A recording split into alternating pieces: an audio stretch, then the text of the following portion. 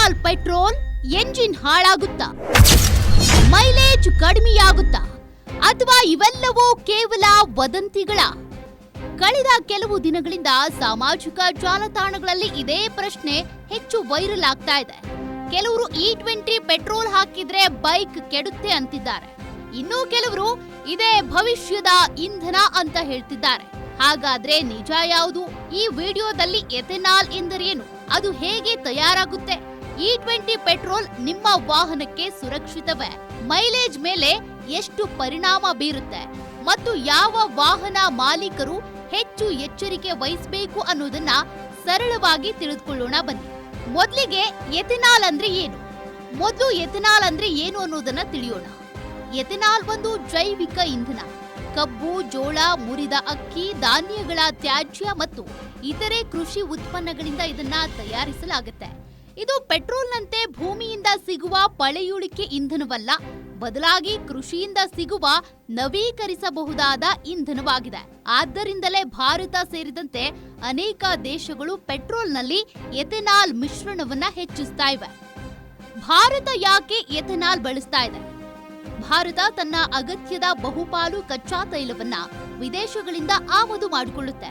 ಇದರಿಂದ ಪ್ರತಿ ವರ್ಷ ಲಕ್ಷಾಂತರ ಕೋಟಿ ರೂಪಾಯಿ ವಿದೇಶಿ ವಿನಿಮಯ ವೆಚ್ಚವಾಗುತ್ತೆ. ಈ ವೆಚ್ಚವನ್ನ ಕಡಿಮೆ ಮಾಡೋದಕ್ಕೆ ಮತ್ತು ರೈತರಿಗೆ ಹೆಚ್ಚುವರಿ ಆದಾಯದ ಅವಕಾಶ ಕಲ್ಪಿಸೋಕೆ ಸರ್ಕಾರ ಎಥೆನಾಲ್ ಮಿಶ್ರಣ ಯೋಜನೆಯನ್ನ ವೇಗವಾಗಿ ಜಾರಿಗೊಳಿಸ್ತಾ ಇದೆ. ಇದರ ಜೊತೆಗೆ ವಾಹನಗಳಿಂದ ಹೊರಬರುವ ಕೆಲವು ಮಾಲಿನ್ಯಕಾರಿ ಅನಿಲಗಳನ್ನ ಕಡಿಮೆ ಮಾಡುವ ಉದ್ದೇಶವೂ ಇದೆ. E10, E20, E85 ಎಂದರೇನು?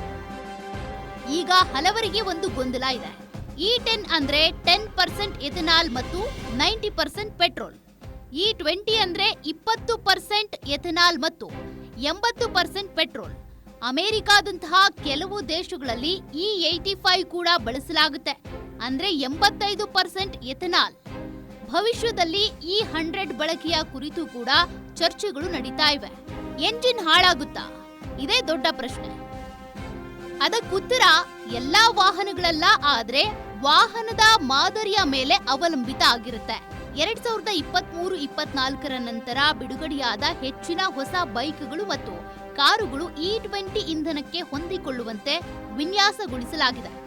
ಆದ್ದರಿಂದ ಇಂತಹ ವಾಹನಗಳಲ್ಲಿ ಯಾವುದೇ ದೊಡ್ಡ ಸಮಸ್ಯೆ ಉಂಟಾಗುವ ಸಾಧ್ಯತೆ ಕಡಿಮೆ.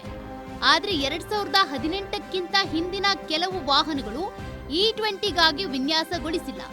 ಇಂತಹ ವಾಹನಗಳಲ್ಲಿ ದೀರ್ಘಕಾಲದ ಬಳಕೆಯಿಂದ fuel pipe, rubber seals, fuel pump ಅಥವಾ ಇಂಜೆಕ್ಟರ್ ಭಾಗಗಳಲ್ಲಿ ಹೆಚ್ಚುವರಿ ಸವೆತ ಕಾಣಿಸಿಕೊಳ್ಳುವ ಸಾಧ್ಯತೆ ಇರುತ್ತೆ.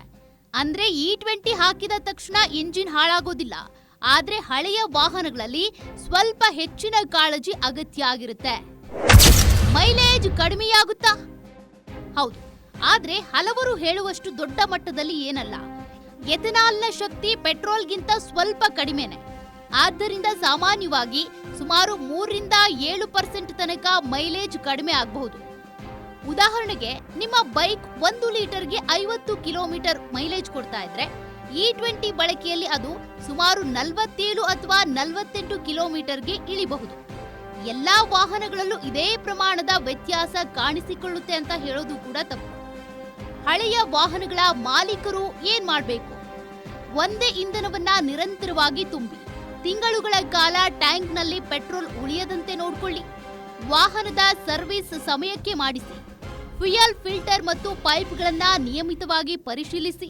ವಾಹನ ತಯಾರಿಕಾ ಕಂಪನಿ E20ಗೆ ಅನುಮೋದನೆ ನೀಡಿದ್ಯಾ ಅನ್ನೋದನ್ನ ಮೊದಲು ತಿಳ್ಕೊಳ್ಳಿ. ಎಥೆನಾಲ್ನ ಲಾಭಗಳೇನು?